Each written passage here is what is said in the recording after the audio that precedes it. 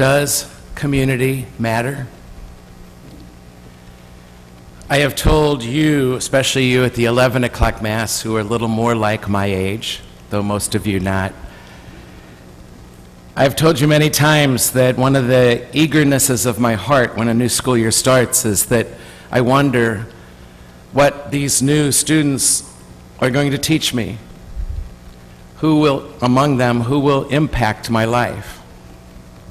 I learn from them all the time, and this past week we had our pre-orientation program that extended from Sunday evening through Wednesday night. And I had the privilege, and I mean the privilege, of being amongst them. Students literally from all over the world. And one of our students, who is going to be a senior, Evan Nagel, led a reflection with them about the power, the value of community in his life. I wanted you to hear it because I want you to know several things. One is what they are thinking, they being the so-called millennials, but also a perspective different than many of ours. And I asked him to do a personal reflection with you about this for him, in the hopes that it might stir up something for you at the ripe old age of whatever you are, because it did me, about community. So Evan is a senior now, just beginning his senior year. He's captain of the baseball team. He's played for 3 years now. He's a remarkable person, and he's somebody who has chosen to lead in all the communities that matter to him. So Evan, would you come up and share with us your witness, your reflection?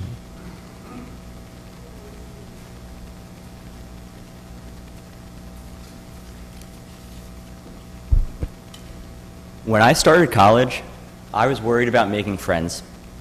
Even this past summer, when I moved to a new city, I had the same concern. What I didn't know 3 years ago is that just having friends to hang out with doesn't bring me much joy. Rather, communities made up of true friends that challenge me to grow with love, bring out the best in me. At times, it seems pointless to remain committed to these communities, and it will seem easier to just leave. I hope in sharing my story about baseball, family, and religion, you will be open to committing yourselves to or deepening your relationship with your communities. It is somewhat countercultural and will require us to sacrifice some individuality to be part of an imperfect collective. Let me repeat.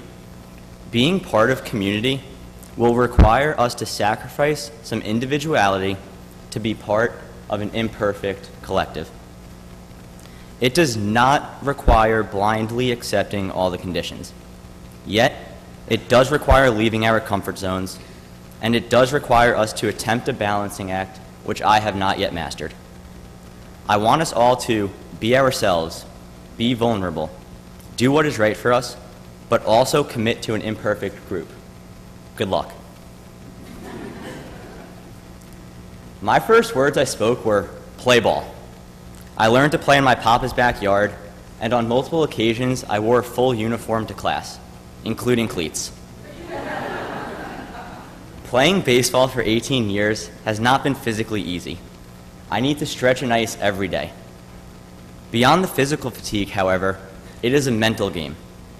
Every season, I ask myself why I do it. My friendship with Augie, one of my teammates for the past 3 years, makes this answer very clear. After our last day as teammates, Augie and I strolled into right field one last time. We sat there in silence for a while, reflected on our shared memories, exchanged words of gratitude, and cried. When I got home that night, I wrote in my journal, play life for and with others. Play life for and with others. The field is where we literally played together, but we played for others off the field. We volunteered together, attended a funeral together, and challenged each other to have open minds and grateful hearts. We became best friends because we were committed to something bigger than ourselves. I didn't and still don't want to wake up at 5:30 in the morning to work out. I don't want to spend an hour setting up and cleaning up for practice. I don't want to experience pain when bending over to put on my socks. But I do want what I have with Augie. What is that? At the most basic level, it is love and admiration. I would do anything for Augie, and he'd do anything for me. We both made physical, mental, emotional, and social sacrifices for one another and for a broader collective. And as a result of these sacrifices, we share a common bond that can never be broken. My family is primarily responsible for molding me into the person I am today. Family is a community that everyone has, but nobody chooses. I have learned to see my family as perfectly imperfect. There are memories I have, like my mom and dad's surprise visit to Wash U, to watch me hit my first and likely only college home run. My older brother's embrace when I got home after my first semester, and playing competitive ping pong with my younger brother until the night ended. These are good memories I have. But there are moments where being part of a family is hard work, and it seems easier to just leave. Recently, my parents got divorced. I remember the pit in my stomach when they sat me and my brothers down and told us the news. I listened quietly. I didn't say anything when they asked if we had questions, and as soon as there was silence, I left my family crying behind and went to the gym. That is how I initially processed this news, and it took me a while to realize that even though this reality still hurts me, it hurts my family even more. My older brother, who needs stability and routine, is still living at home, having to adjust to a new normal. My younger brother just started college, so this was an additional stressor for him. How is he supposed to find comfort in a new place where the place he had known forever was suddenly changing? My mom and dad, who had loved each other for 25 years, had to process it on their own time and in their own way. It was easy to go back to school and pretend that nothing had changed and everything was okay. I had an easy defense against this problem. I talked to my parents individually and avoided thinking about the topic when I was alone. I told a couple close friends just to get it off my chest, but I was always fine. Honestly, I was pretty fine back at school. I thought they'd get back together, or at the very least, things would have worked themselves out by the time I got home for fall break. But when I went back home in October, it hit me that things were still difficult for everyone involved, and that distancing myself was neglecting my responsibility to the community. I did not feel like I was playing for and with my brothers, mother, and father. I was playing against them and against myself. My place in the family was no longer perfectly imperfect, but rather unnatural and disconnected. It was a community that I still wanted to love, but didn't know how. I had two choices at this point. I could leave the community that was unhealthy for me and move on, or I could work to find a sense of purpose and connectedness for myself and for my family. The second choice would require me to sacrifice some of my own happiness and commit to a new family community. Even so, I knew it was better to remain part of a broken community working to be fixed than to be complacent with how things were and to just accept them. I decided my family was worth remaining committed to. I knew things would be different, so I first had to accept that I couldn't control everything and that what I wanted was not necessarily what was best for the family. I wanted my parents to remain married, but had they remained married, it would have been an unhappy marriage. Second, I realized that my role within my family community has changed. My brothers and I all handled it differently. I tried to be a peacemaker, while my older brother remained confused, and my younger brother stayed angry. I had to be a loving older brother who helped Andrew turn his anger into stronger commitment. In return, he helped me realize that the whole situation wasn't just okay and couldn't be fixed with some optimistic thoughts. I still have not found total closure. The shock and scars have not fully healed. A week ago, I laid in bed with my mom talking and crying about the future. She is lonely, and it hurts to see my role model suffering. It brings me a lot of pain. My 4 days at home this summer were not enough, and I don't feel confident I left my home better than I found it. But the ball is not solely in my hands. I must continue to surrender power over the situation. By giving up control and sharing my emotions with others, I've been able to grow in the process. A combination of time, distance, and support will help bring joy out of despair. The one thing I can control is committing headfirst to loving my family, no matter how hard it is. The beauty is I don't have to do this alone. Friends like Augie and my religious community provide me with this strength. I believe that my lack of going to church this summer is the primary reason I felt disconnected and distant from true community. Before I continue, let me make a distinction in terminology. Faith is my belief system. Religion helps me fully realize, shape, and live out my faith. My faith is my rock. It has helped and continues to help me through my parents' divorce. It has helped me become a better teammate in both baseball and in life. Overall, I've become more relaxed since becoming proud of and confident in my beliefs. Here's my faith spelled out at the most simple level. I believe that we are called to lovingly live life for and with others. The Catholic Church is a massive international community. Naturally, I don't agree with all of the Church's teachings. For example, I struggle accepting the Church's stance against gay marriage, and I struggle understanding the reasons why women can't join the priesthood. I realize that it is okay to struggle to fully support everything my community teaches. Just because I struggle with some of my religious community's teachings, my faith is still strong and rooted in the religious tradition. I sometimes get confused when talking about religion and faith in the same breath. So let me clarify this distinction further. I struggle accepting some teachings within my religious tradition. Yet the majority and overwhelming number of teachings of my religion help me grow in faith and shape my beliefs. My faith is mine, my religion is shared. So understandably, I will not agree with everything within the greater community, nor should I. Yet I find value and comfort in using the wisdom of a bigger and broader and more diverse community with different experiences to help shape my faith. I am imperfect. Everyone is. My baseball team is imperfect. The Catholic Church is imperfect too. But instead of relying on my own experiences and perspectives, I use the Church's wisdom to help shape my beliefs. My faith is based on my interpretation of two of Jesus' main teachings. Number 1, love others. Number 2, do acts of service for others. I was able to fully discover and fully support these teachings by going to church. You and I are both thinking now, why do I still go to church? Being a part of a bigger community has helped me develop my faith. I am now confident in my faith and proud to share it. I have different avenues of living out this faith. Why then should I spend an hour each week going to Mass or stay committed to a broader community that I know is imperfect and sometimes makes me sad or angry? For example, the not-so-recent but still relevant sexual abuse scandal infuriates me. Couldn't I love others and do acts of service without being part of a bigger and such imperfect group? I am a busy man with important things to do. I'm an individual who can play life for and with others.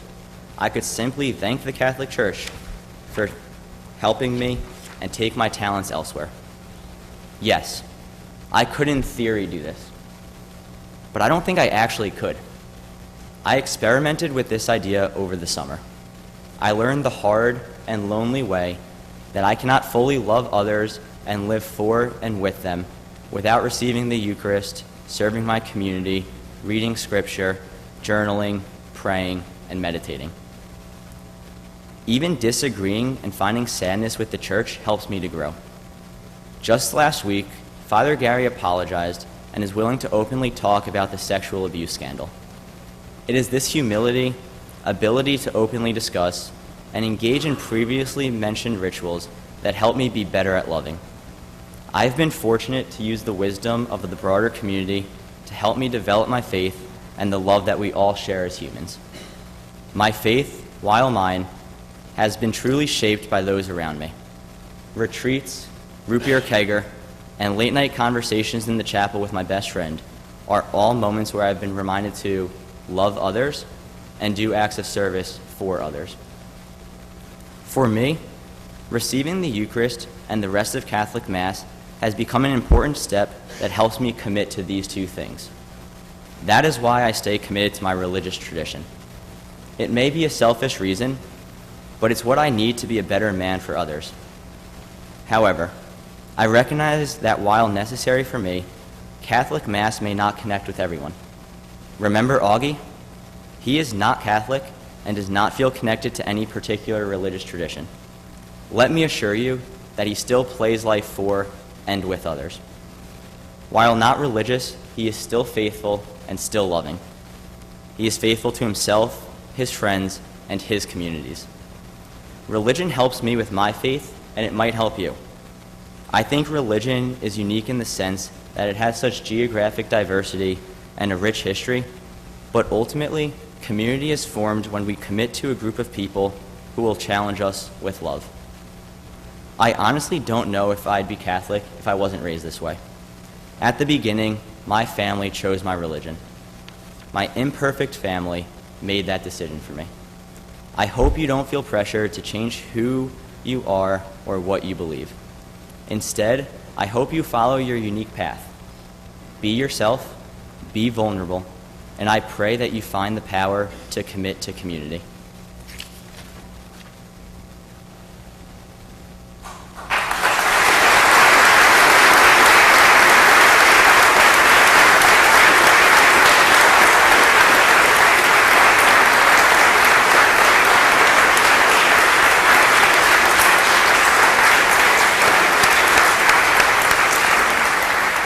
Thank you, Evan, for keeping it real and keeping us real.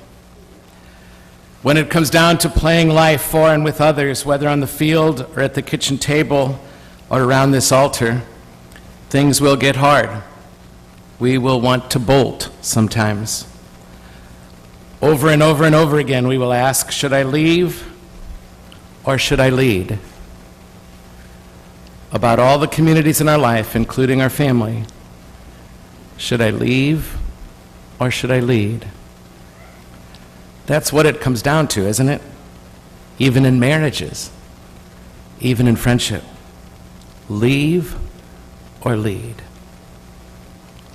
The truth is, when it comes to something like the church or family or even our country right now, there are many, many good reasons to leave, yes, and there are many good reasons to lead. And apparently Jesus gets that too. He cuts right into the discouragement and fears of those who would follow him.